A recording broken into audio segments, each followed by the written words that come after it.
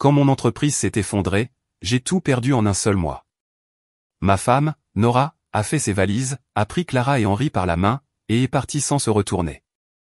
Mes amis, qui autrefois se pressaient autour de ma table pour des barbecues, ont cessé de répondre à mes appels, et mon propre frère, Ezra, celui en qui j'avais le plus confiance, m'a regardé dans les yeux et a dit, « Tu n'es qu'un bon à rien. Tu as déshonoré notre famille. » Je pensais que l'humiliation ne pouvait pas être plus profonde, mais 2 semaines plus tard, mon téléphone a sonné avec un numéro que je ne reconnaissais pas. J'ai failli ignorer l'appel, mais quelque chose en moi a répondu. Une voix, basse et inconnue, a prononcé une phrase qui a glacé le sang dans mes veines, « Vérifiez sous la tombe de votre père. Il y a une boîte avec votre nom dessus. » Cette nuit-là, les mains tremblantes et la poitrine serrée par la peur, j'ai emmené une pelle au cimetière. J'ai creusé dans la terre froide jusqu'à ce que du métal heurte du bois. Mon cœur battait à tout rompre tandis que j'enlevais la terre. Le couvercle de la boîte était gravé d'un seul mot, Calvin. Je m'appelle Calvin Mercé. J'ai 42 ans et, jusqu'à l'année dernière, je pensais avoir construit une vie qui ne pouvait pas être ébranlée. Pendant 15 ans, j'ai dirigé une scierie dans la ville de Stoneford, un endroit où tout le monde connaît votre nom et où la réputation a plus de poids que l'argent à la banque. J'étais fier de la scierie, non seulement parce qu'elle me permettait de nourrir ma famille, mais aussi parce qu'elle perpétuait l'héritage de mon père. Raymond Mercé avait travaillé ses bois avant moi, ses mains rugueuses à cause des scies, son dos courbé par le poids du travail. Il m'a appris très tôt que la valeur d'un homme était liée à son ardeur au travail et à sa capacité à subvenir aux besoins de sa famille. Pendant longtemps, j'ai cru être à la hauteur de cet enseignement. Mais lorsque l'économie a changé, lorsque les commandes ont ralenti et lorsque les dettes ont commencé à s'accumuler, les murs ont commencé à se refermer. D'abord, il y a eu un paiement manqué, puis un autre, puis des appels furieux de fournisseurs qui m'avaient autrefois appelé un ami. J'ai tout essayé, réduire les coûts, travailler plus longtemps, même vendre du matériel, mais c'était comme essayer d'arrêter une inondation à main nue. La scierie qui autrefois bourdonnait du bruit des scies et des hommes qui criaient au-dessus des machines est devenue de plus en plus silencieuse chaque semaine, jusqu'à ce qu'un jour, elle se taise complètement. Ce silence m'a brisé plus que la vie finale épinglée à ma porte. En traversant ces pièces vides, en voyant la poussière se déposer là où la sueur et le travail avaient autrefois prospéré, j'ai eu l'impression d'avoir échoué non seulement envers moi-même, mais aussi envers tous les hommes qui avaient manié une hache à mes côtés. À la maison, l'effondrement a pesé plus lourd. Ma femme, Nora, avait été mon amour de lycée. Elle avait été à mes côtés pendant les années où l'argent était rare et où la scierie exigeait chaque once de moi. Mais lorsque les chèques ont cessé d'arriver, lorsque je suis rentré à la maison portant non pas la fierté mais la défaite, quelque chose en elle a changé. Elle m'a regardé différemment, comme si j'avais rapetissé devant ses yeux. Un soir, elle s'est tenue dans la cuisine, les bras croisés, les enfants endormis dans leur chambre. « Calvin, les enfants ont besoin de stabilité », a-t-elle dit, sa voix ferme, mais plus froide que je ne l'avais jamais entendue. Ils ont besoin d'un toit qui ne leur sera pas enlevé, de nourriture qui ne manquera pas. En ce moment, tu leur donnes du désespoir. Je ne peux pas les laisser vivre dans cette ombre. Je l'ai supplié de tenir bon, je lui ai dit que je trouverais un autre moyen, mais elle avait déjà fait son choix. Une semaine plus tard, elle a mis les robes de Clara et les camions jouets de Henri dans des sacs, a chargé la voiture et est partie. Les feux arrière ont disparu au loin pendant que je me tenais sur le porche, incapable de respirer. Les visages de mes enfants pressés contre la fenêtre me hantent encore. Clara avait l'air confuse. Henri avait l'air effrayé, et tous les deux me regardaient comme si je devais l'empêcher, mais je ne pouvais pas perdre la scierie, c'était comme perdre une partie de moi-même. Les perdre, c'était comme perdre mon âme. Je pensais que ma famille se rallierait autour de moi, mais la vérité des temps difficiles, c'est qu'ils révèlent plus que la prospérité ne le fera jamais. Mon frère cadet, Ezra, avait toujours été agité, toujours convaincu qu'il pouvait faire mieux que moi, même s'il n'avait jamais mis les heures nécessaires pour le prouver. Lorsque la scierie est tombée, il n'a pas offert de réconfort. Il est venu chez moi, s'est tenu dans ma cuisine et a secoué la tête. « Tu as ruiné tout ce que papa a construit », a-t-il dit. « Tu n'es qu'un bon à rien. » Ces mots m'ont frappé plus fort que n'importe quel appel de recouvrement. Les yeux d'Ezra n'exprimaient aucune pitié, seulement du jugement. Il m'a laissé là avec ces mots logés dans ma poitrine, des mots que je ne pouvais pas chasser, peu importe mes efforts. Ma mère, Even, a fait de son mieux pour me consoler. C'est une femme douce, ses mains usées par des années de cuisine et de nettoyage, sa silhouette petite mais inébranlable. Elle s'asseyait en face de moi à la table de la cuisine, son thé fumant entre nous, et me rappelait que les tempêtes passent. Ton père croyait en toi, Calvin, disait-elle. Il ne l'a peut-être pas montré de la façon dont tu voulais, mais il était fier. Tu ne dois pas laisser ce moment te définir pour toujours. Ces mots étaient gentils, mais ils ne pouvaient pas faire taire la peur qui hurlait en moi. Chaque jour, je me réveillais avec le poids de l'échec pesant sur ma poitrine. Chaque nuit, je restais allongé dans mon lit à regarder le plafond, me demandant quel genre d'homme j'étais si je ne pouvais pas garder ma famille unie, si je ne pouvais pas protéger l'héritage que j'avais reçu. La ville qui me respectait autrefois m'a également tourné le dos. Les hommes à qui j'avais prêté de l'argent, les voisins dont j'avais aidé à réparer les maisons, traversaient maintenant la rue plutôt que de croiser mon regard. Au restaurant, je sentais des murmures ramper dans la pièce comme de la fumée. J'avais été l'homme qui fournissait des emplois, qui portait du poids avec fierté. Maintenant, j'étais l'homme qui avait tout perdu, l'homme dont on parlait à voix basse comme si l'échec pouvait être contagieux. J'ai essayé de m'accrocher à ce qui restait. J'ai maintenu le vieux camion en état de marche, même si à peine, et j'ai marché à travers les terrains de la Syrie comme si ma présence pouvait ramener la vie à ces os creux, mais le vide ne faisait que s'approfondir.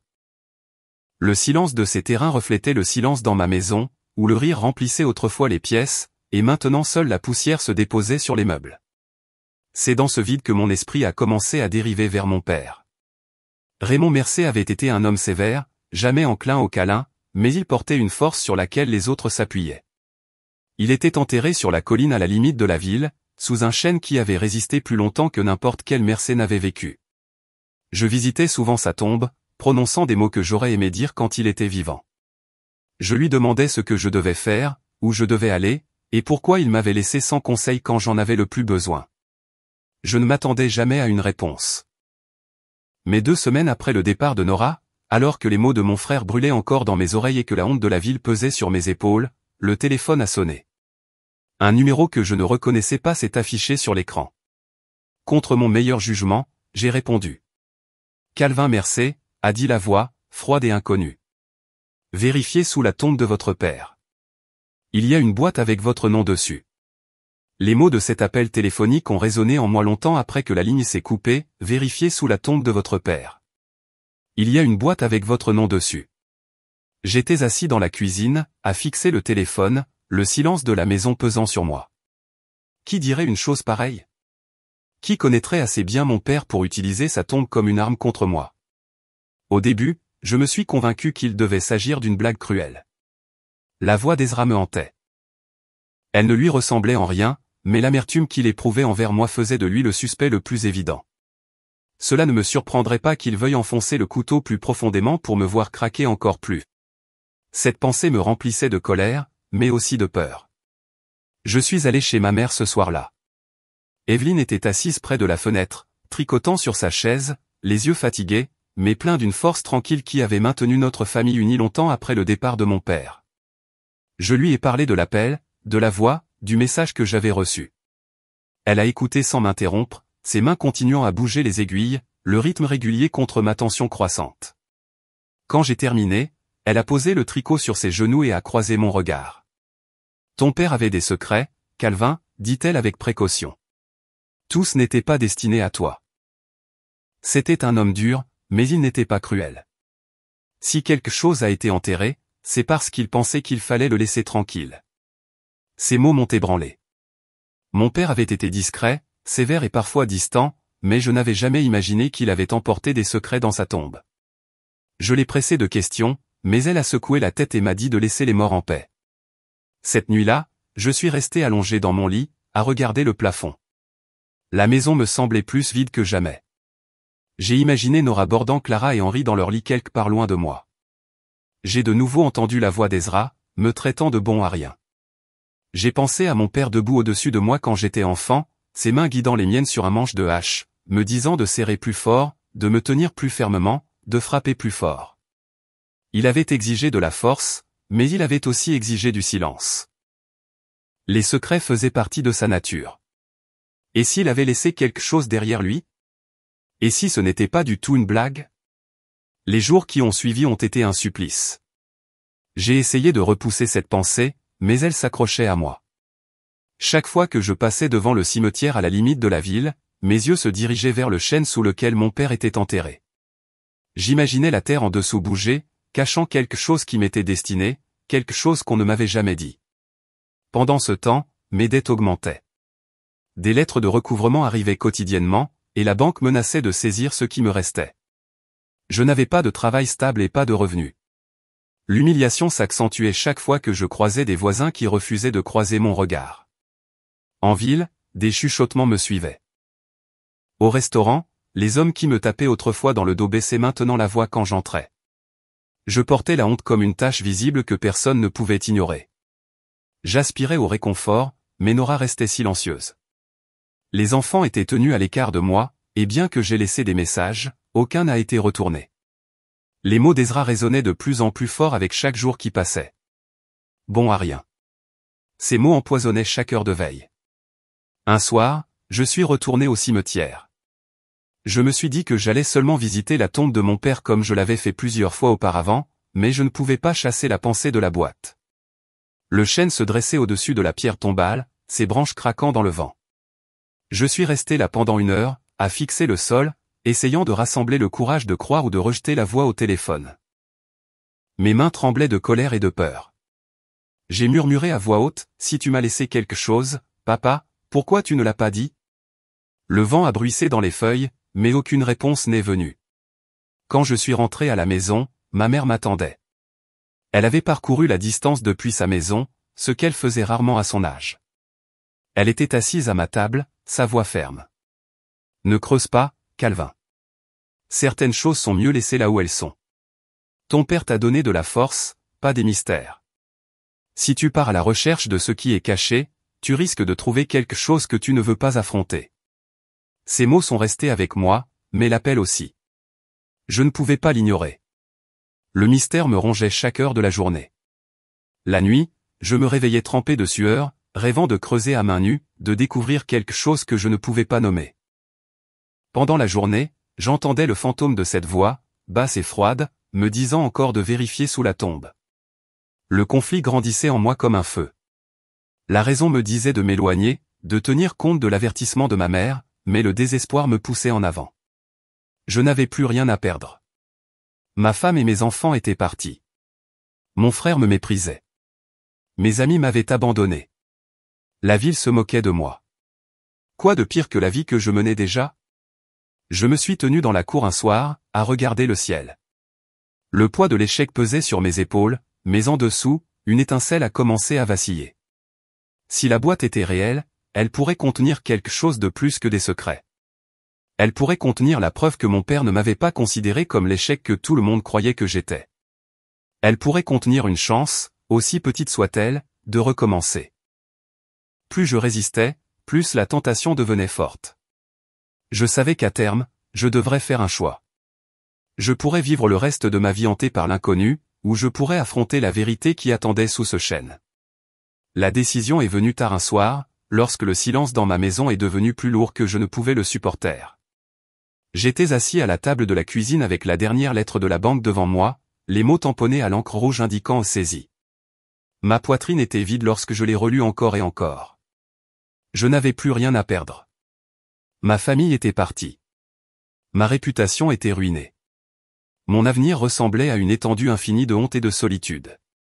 La voix inconnue m'avait offert quelque chose, et bien que je ne le comprenne pas, la promesse de cette boîte me tirait avec une force que je ne pouvais plus combattre. Je me suis levé et suis allé à la remise derrière la maison. La vieille pelle de mon père était appuyée contre le mur, son manche usée par ses mains. Je l'ai empoignée et j'ai senti le poids comme s'il me testait d'outre-tombe. Cette nuit-là, j'ai décidé que j'irais au cimetière. Je creuserai et je découvrirai la vérité, quelle qu'elle soit. Les heures s'éternisaient jusqu'à ce que le soleil se couche et que les ténèbres recouvrent la ville. Je faisais les 100 pas dans la maison, jetant un coup d'œil à l'horloge, attendant minuit. Mon estomac était noué par la nervosité. Chaque bruit me faisait sursauter, le craquement des planches du plancher, le sifflement du vent dehors, les aboiements lointains d'un chien. Je pensais à l'avertissement de ma mère. Sa voix avait été sèche quand elle m'a dit de ne pas creuser. Elle avait presque l'air effrayée. Mais plus je me souvenais de sa peur, plus j'étais certain qu'il y avait quelque chose d'enterré qui comptait. Quand minuit est finalement arrivé, j'ai chargé la pelle dans le camion et j'ai conduit au cimetière. La route était déserte, les phares fendant la nuit. Mes mains serraient le volant si fort que mes jointures étaient devenues blanches. J'avais l'impression d'être un voleur se faufilant vers un crime que je ne comprenais pas entièrement. Les portes du cimetière étaient ouvertes et le gravier crissait sous mes pneus lorsque je me suis garé. Je me suis garé près du bord, à l'écart du chemin principal, et j'ai coupé le moteur. Le monde s'est plongé dans le silence, seulement interrompu par le soupir du vent dans les arbres. Je suis sorti, mon souffle visible dans l'air frais de la nuit, et j'ai pris la pelle dans la benne du camion. Le chêne s'élevait devant moi, ses branches s'étendant comme des bras au-dessus des rangées de pierres. La tombe de mon père reposait à sa base, marquée par une pierre tombale usée par le temps, gravée de son nom. Je m'approchais lentement, chaque pas alourdi par le souvenir. Je m'étais tenu ici plusieurs fois auparavant, lui parlant dans des moments de doute, posant des questions auxquelles il n'avait jamais répondu. Ce soir, c'était différent. Ce soir, je ne faisais pas que visiter. Ce soir, j'étais ici pour déterrer la vérité. J'hésitais devant la tombe, la pelle lourde dans ma main. J'ai murmuré, « Si tu m'as laissé quelque chose, papa, j'en ai besoin maintenant. Si c'est mal, pardonne-moi. » Puis j'ai enfoncé la lame dans la terre. Le bruit du métal coupant le sol a rempli la nuit. J'ai creusé en rythme, chaque coup de pelle alimenté par le désespoir et la peur. La sueur s'accumulait sur mon front malgré le froid. Mes mains me faisaient mal, mais je ne me suis pas arrêté. Chaque fois que la pelle frappait le sol, j'imaginais mon père en train de regarder, de juger si j'étais digne de découvrir ce qu'il avait caché. Au fur et à mesure que le trou s'approfondissait, mon souffle devenait irrégulier. Je me suis arrêté seulement pour essuyer la saleté de mon visage avant de replonger la pelle. Le sol devenait plus lourd à mesure que je descendais, mais je l'ai traversé en serrant les dents, refusant d'abandonner. Mon esprit tournait avec des questions, pourquoi moi? Pourquoi maintenant? Qui m'avait appelé? Puis, enfin, la pelle a frappé quelque chose de solide. Le son était différent, un bruit sourd contre du bois. Mon cœur s'est cogné contre mes côtes. Je suis tombé à genoux et j'ai griffé la terre avec mes mains jusqu'à ce que mes doigts raclent contre du bois brut. C'était là, une boîte, patinée par le temps, mais indéniablement réelle.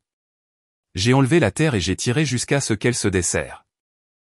La boîte était plus lourde que je ne l'avais prévu, mais j'ai réussi à la soulever de la terre et à la poser sur le sol à côté du trou.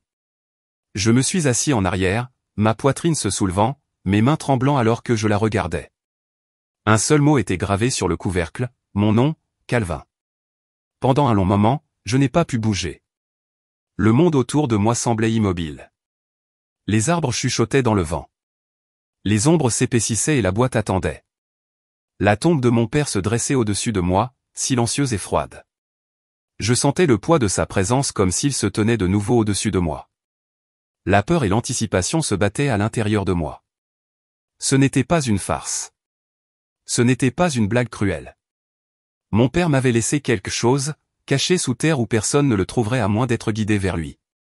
La réalisation m'a envoyé un frisson dans le dos. J'ai posé mes mains sur le couvercle. Le bois était rugueux sous mes paumes. Mon souffle était court. J'ai pensé au visage de Nora quand elle est partie, aux yeux de Clara et Henri regardant par la fenêtre de la voiture, à la voix d'Ezra me traitant d'inutile, à ma mère me prévenant de laisser les morts reposer. Tout cela a convergé vers ce moment. Prenant une profonde inspiration, j'ai ouvert le couvercle. Le couvercle a craqué en cédant sous mes mains. L'air qui s'échappait de la boîte portait l'odeur de la terre humide et du bois vieilli. À l'intérieur, des paquets enveloppés dans de la toile cirée étaient soigneusement empilés, et en dessous, quelque chose de métallique a capté le clair de lune. Mon pouls battait à tout rompre dans mes oreilles alors que j'ai tendu la main à l'intérieur et que j'ai sorti le premier paquet. Le tissu était fragile, mais quand je l'ai déballé, j'ai trouvé une pile de lettres, chacune adressée à moi dans l'écriture ferme de mon père. Pendant un long moment, je n'ai pas pu respirer. Mon père n'avait jamais été un homme de mots. Il avait été sévère, exigeant et souvent silencieux. Mais ici, devant moi, se trouvaient des pages et des pages de sa voix conservées à l'encre. Je les ai mises de côté avec des mains tremblantes et j'ai découvert la lueur métallique au fond de la boîte. C'était une petite bourse attachée avec de la ficelle, lourde dans ma paume. Quand j'ai desserré le nœud et que je l'ai ouverte, des pièces d'or se sont déversées dans ma main, vieille, brillante, usée par le temps, mais indéniablement réelle. Au fond de la boîte se trouvait une seule note pliée. Elle était plus récente que les lettres, l'encre plus foncée, les bords moins usés. Mon nom était écrit sur le devant. Je l'ai déplié lentement et les mots de mon père m'ont regardé, pour quand tu penses avoir tout perdu. La valeur d'un homme ne se mesure pas à ce qu'il construit, mais à la façon dont il se relève après sa chute. Ces pièces ne sont pas une richesse, mais un commencement. Les lettres te diront le reste. N'abandonne pas, Calvin. Tu n'es pas un échec. Le poids de ces mots m'a écrasé. Ma gorge s'est serrée et des larmes ont brouillé ma vision. Je me suis assis dans la terre avec la note dans mes mains, l'appel gisant oublié à côté de moi, et j'ai pleuré comme je ne l'avais pas fait depuis que j'étais enfant. Toute ma vie, j'avais voulu entendre mon père dire qu'il était fier de moi. Il ne l'avait jamais fait. Il m'avait poussé, jugé, exigé plus. Pourtant, dans la mort, à travers ces mots, il m'avait donné ce que j'avais le plus désiré. J'ai ramassé la première lettre et je l'ai ouverte. Son écriture remplissait la page en traits soignés. Fils, si tu lis ceci, je suis parti. Tu dois comprendre que la vie te dépouillera. Elle te mettra à l'épreuve jusqu'à ce que tu crois que tu ne peux pas tenir. Mais tu dois le faire. Je t'ai laissé ceci non pas pour te sauver, mais pour te rappeler que tu portes mon sang, ma force et ma volonté. Tu es plus que tes échecs. Chaque mot m'a percé. C'était comme s'il avait écrit directement à l'homme que j'étais devenu, comme s'il avait su qu'un jour je serais assis brisé à sa tombe. J'ai lu 3 lettres dans l'air froid de la nuit, chacune dévoilant les couches d'un homme que je pensais avoir connu, mais que je n'avais jamais vraiment compris. Il a écrit sur ses regrets, ses erreurs, son espoir que je sois plus fort là où il avait été faible. Il a admis ses échecs en tant que père, avoué que son silence était né de la peur, pas de l'indifférence. Au moment où j'ai replié la dernière lettre dans son tissu, je tremblais. Mon père ne m'avait jamais dit ces mots de son vivant. Mais ils étaient là, à m'attendre au point le plus bas de mon existence. Les pièces d'or brillaient à côté de moi, mais leur poids n'était rien comparé au poids de ces mots. J'ai levé les yeux vers sa pierre tombale sous le chêne. Pendant des années, j'avais parlé à la pierre comme si c'était lui, implorant des conseils. Maintenant, j'avais l'impression qu'il avait enfin répondu. Ma poitrine me faisait mal avec la libération d'années de colère et de déception. J'ai murmuré dans la nuit, « Merci, papa ». Le silence du cimetière m'entourait, mais il ne me semblait plus étouffant. Il ressemblait à une présence, comme s'il se tenait juste au-delà du voile, en train de regarder. La douleur de perdre Nora, la piqûre des mots d'Ezra, l'humiliation de la ville, tout cela pesait encore sur moi, mais maintenant c'était différent. Pour la première fois depuis des mois, j'ai ressenti autre chose que du désespoir. J'ai ressenti une étincelle de force. J'ai rassemblé les lettres, la bourse de pièces et la note, et je les ai replacées soigneusement dans la boîte. Je les portais au camion avec révérence comme si je portais la voix de mon père elle-même. La nuit semblait plus nette, les étoiles plus claires, l'air plus pur. Mon père m'avait laissé quelque chose de plus précieux que de l'argent. Il m'avait laissé la preuve qu'il m'avait vu, qu'il avait cru en moi, même quand je ne pouvais pas croire en moi. Alors que je rentrais chez moi, la route s'étendait devant moi d'une manière qui ne me semblait plus désespérée. Les pièces ne résoudraient pas tous mes problèmes. Elles étaient un commencement, comme il l'avait écrit. Le véritable trésor, c'étaient les lettres, la connaissance que mon père avait lutté lui aussi, qu'il avait douté de lui-même, et pourtant il avait trouvé la force d'endurer. J'ai garé le camion dans ma cour et je suis resté assis longtemps avec la boîte sur mes genoux. Mes mains ne tremblaient plus. La peur qui m'avait consumé a cédé la place à une détermination constante. Mon père avait cru que je pouvais me relever. Maintenant, je devais lui prouver qu'il avait raison. Je suis resté assis dans la cour jusqu'à ce que la première lumière de l'aube repousse les ténèbres.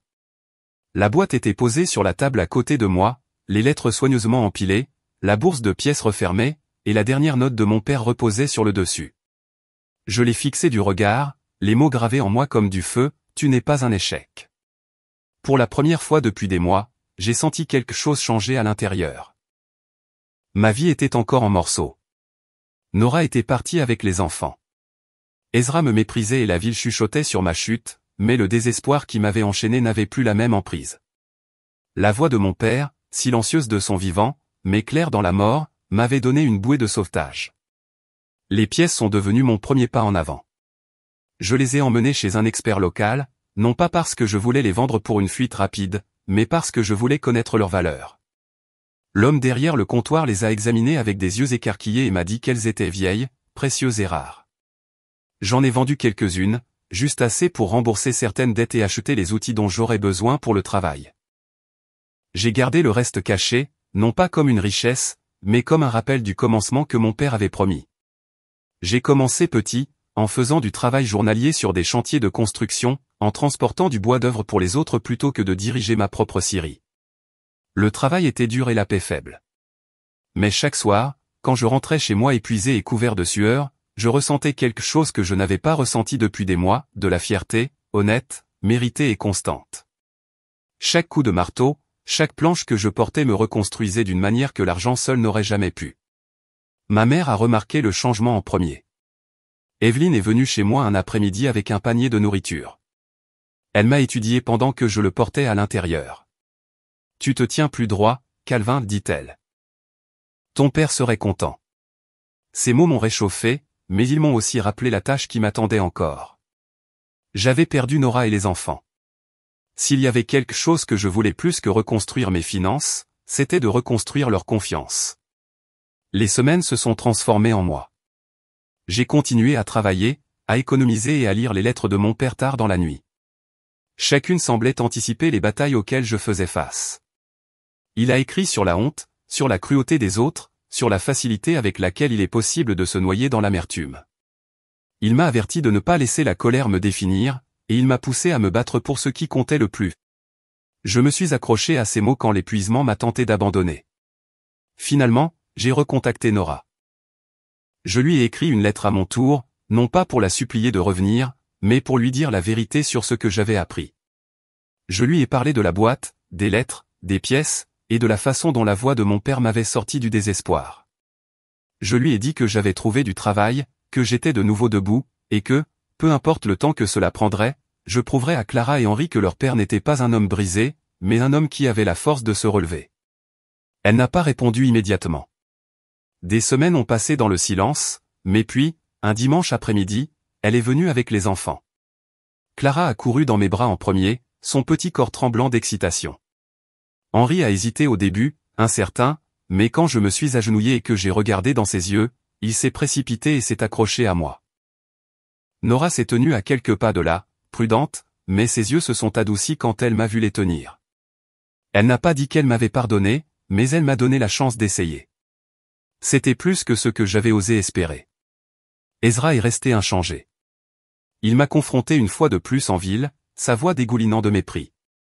« Tu penses que brandir un marteau fait de toi moins un échec ?» demanda-t-il. J'ai croisé son regard, calme pour la première fois. « Je ne suis pas un échec, Ezra. Papa le savait, et je le sais maintenant. Je n'ai pas besoin que tu le croies. » Il a ricané et s'est éloigné, mais ces mots ne m'ont plus blessé. Les lettres de mon père avaient comblé le vide qu'Ezra essayait d'élargir. Au fil des mois, j'ai non seulement construit un gagne-pain, mais une vie à nouveau. La boîte est restée dans ma maison, non pas cachée dans le sol, mais placée sur une étagère où je pouvais la voir. Chaque fois que je doutais de moi, j'ouvrais une lettre et je lisais les mots de mon père. Il me rappelait que la mesure d'un homme ne se fait pas à la hauteur de sa chute, mais à la façon dont il se relève après sa chute. Debout à sa tombe un an plus tard, j'ai déposé des fleurs fraîches sur la pierre tombale et j'ai parlé dans le calme du matin. J'ai trouvé la boîte, papa, et je me suis retrouvé moi-même. Merci d'avoir cru en moi quand je n'y croyais plus. Le chêne a bruissé au-dessus et, bien qu'aucune voix n'ait répondu, je me suis senti en paix. Cette histoire ne parle pas seulement de perte. Il s'agit de découverte, de rédemption et de la puissance des mots laissés derrière soi. Mon père m'a sauvé longtemps après qu'il soit parti. Sa croyance m'a porté quand ma propre force a disparu, et à cause de cela, je peux me relever. Et maintenant, je veux vous parler. Si vous avez ressenti quelque chose dans cette histoire, si elle vous a rappelé vos propres batailles, vos propres cicatrices, alors laissez ce message rester avec vous. Vous n'êtes pas un échec. Quoi que vous ayez perdu, quelle que soit la honte que vous portiez, vous avez le pouvoir de vous relever. Merci d'avoir écouté mon histoire. Si elle vous a ému, partagez-la avec quelqu'un qui a besoin de l'entendre. Laissez un commentaire et dites-moi quelle partie vous a le plus touché. Cliquez sur le bouton j'aime pour que plus de gens puissent la trouver. Et abonnez-vous à cette chaîne si vous voulez entendre d'autres histoires qui creusent au plus profond du cœur. Ensemble, nous pouvons garder ces voix vivantes.